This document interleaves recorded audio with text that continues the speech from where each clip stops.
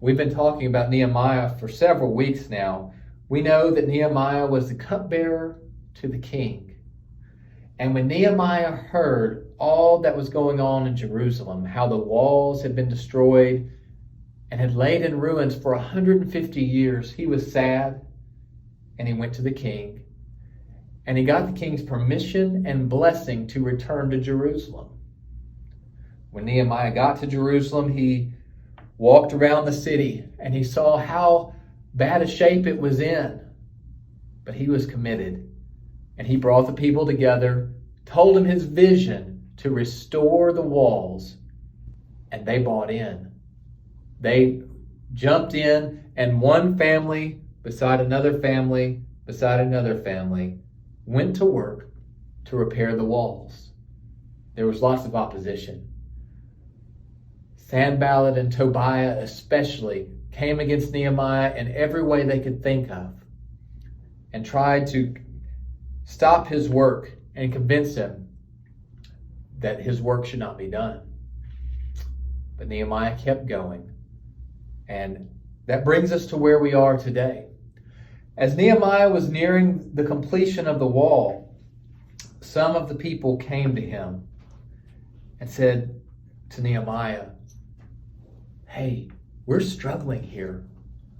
We don't have any money. We've had to sell off our land to survive. And we've even sold our children as slaves." Nehemiah didn't like hearing this. He wanted to help them out.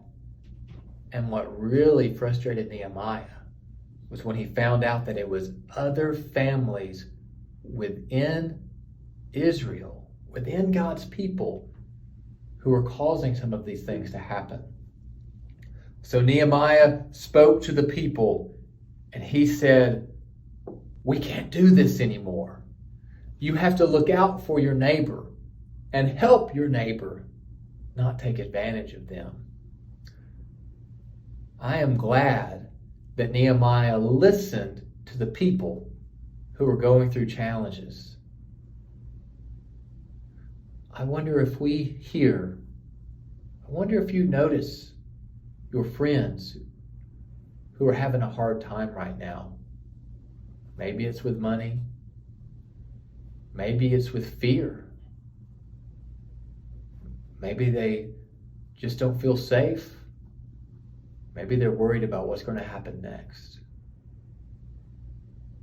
I hope you will hear. I also hope if you are struggling, that you will be like the people who came to Nehemiah. Will you share that with your church family, your brothers and sisters, your shepherds? Will you let people know when you need help?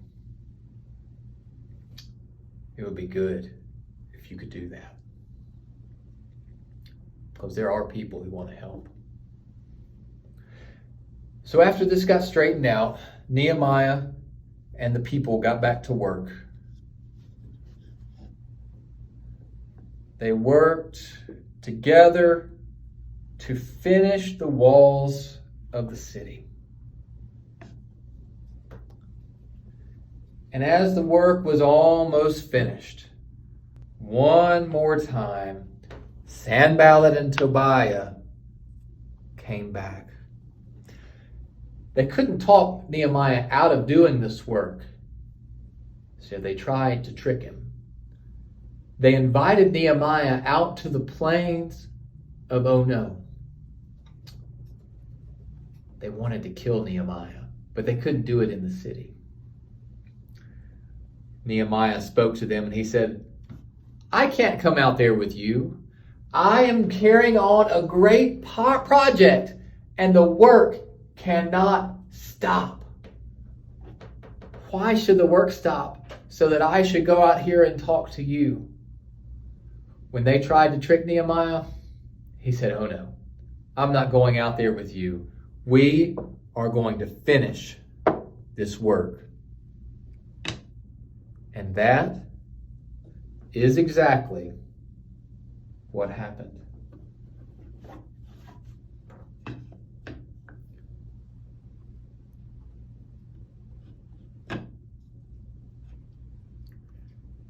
The work was finished. And Nehemiah was so excited. The people were so happy. They built a platform in the middle of town. And Nehemiah invited the priest, Ezra, to come and speak to the people.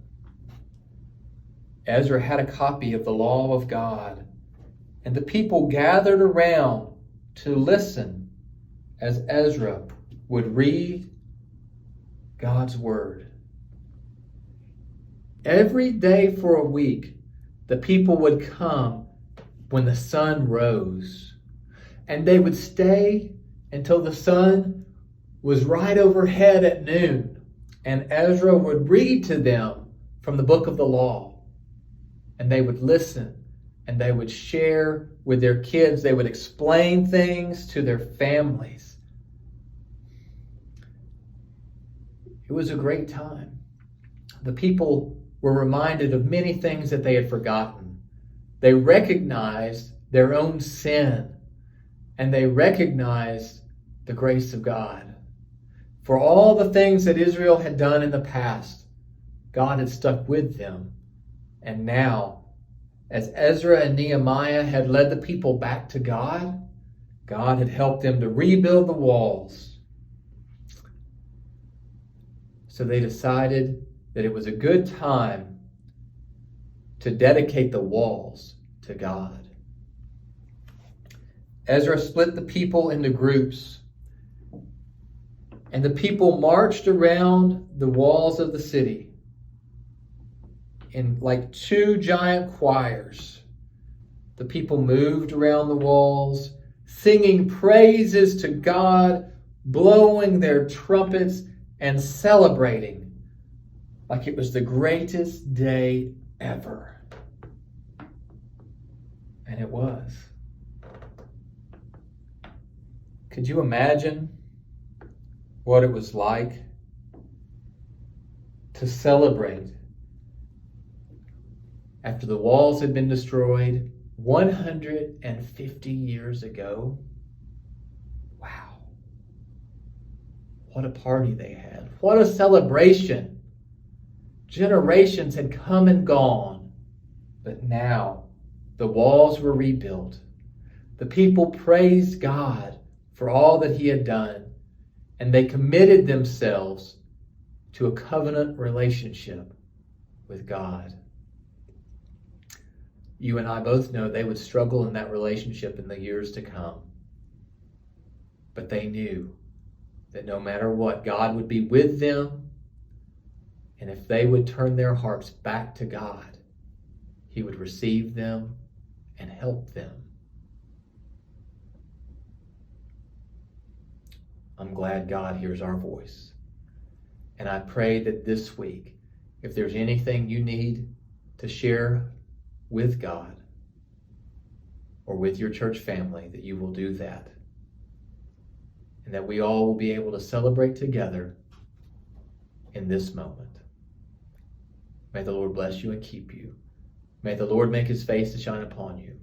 May the Lord be gracious to you, and may he always give you